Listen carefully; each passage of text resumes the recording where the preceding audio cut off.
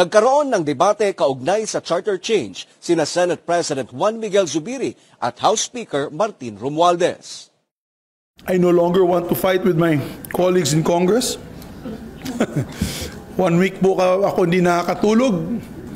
Kaya hindi rin ako nakakasagot sa inyo dahil may inaayos po tayong gusot and we were able to get consensus from everyone, including the President. I think those questions about the Speaker should be asked to the Speaker.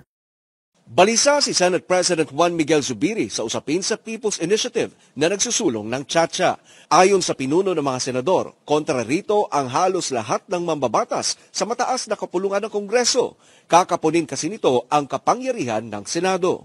Ang isyu ay personal na niyang ipinarating kay Pangulong Bongbong Marcos 1 linggong nakalilipas. Sinabi ni Zubiri na hindi alam ng Pangulo na mababawasan ang kapangyarihan ng Senado sa muusad na People's Initiative.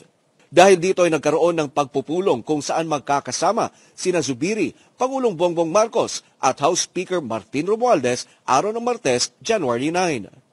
After that, he asked me to meet with the Speaker. We met with the Speaker.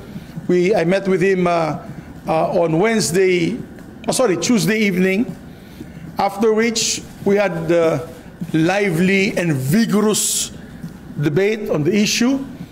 1 linggo ang makalipas ay nasa Senado si Zubiri para isumite ang isang resolusyon na nagsusulong ng charter change.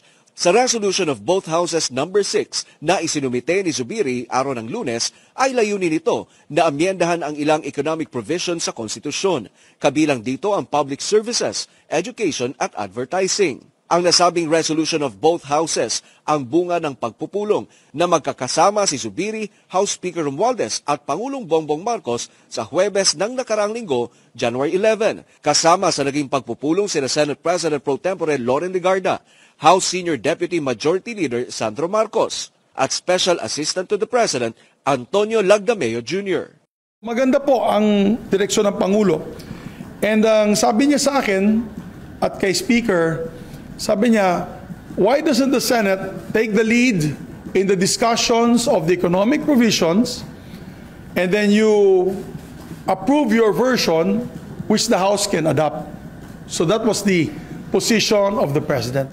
Kasabay ng pagsumite ng nasabing resolusyon ay ibinunyag ni Zubiri na isang special subcommittee ang bubuuin sa ilalim ng Senate Committee on Constitutional Amendments na siyang tatalakay sa mga reforma sa economic provisions. Ito naman ay pangungunahan ni Senador Sani Angara. Sa kasalukuyan, ang nasabing dokumento ay permado na ni Senator Sani Angara at Loren Legarda. Pero ang pagsusulong ng tsa-tsa para sa economic provisions ay suportado ng mayorya sa Senado at maging ng Pangulo ng Bansa ayon kay Zubiri. Happy po silang lahat na ang sinabi ng Pangulo na dapat dito na tayo sa ganitong klaseng proseso. Hindi po yung sa gusto ng People's Initiative na yan, na EDSA Puera, na gusto nilang ikapon ang Senado at magkakaroon po ng mga posibleng amendments na hindi po natin makokontrol bilang Senado.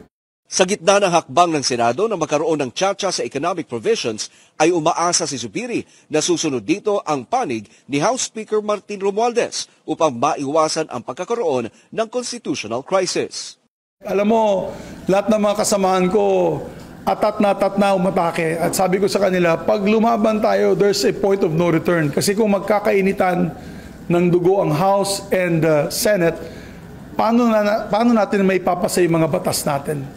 Kung ayaw mo makipag-usap sa congressmen, how do we do the BICAMs, the bicameral conferences? How do we do our LEDAC? Pagkakagulo, masyado mainit. So, ang talo dyan ang taong bayan. Ayon kay Zubiri, ang economic tsa-tsa ay prioridad ng Senado sa tiyak na ang anumang pag-amyenda sa political provisions ay hindi makalulusot. Mula dito sa Senado, para sa Diyos at sa Pilipinas kong mahal, Troy Gomez nag-uulat, SMNI News.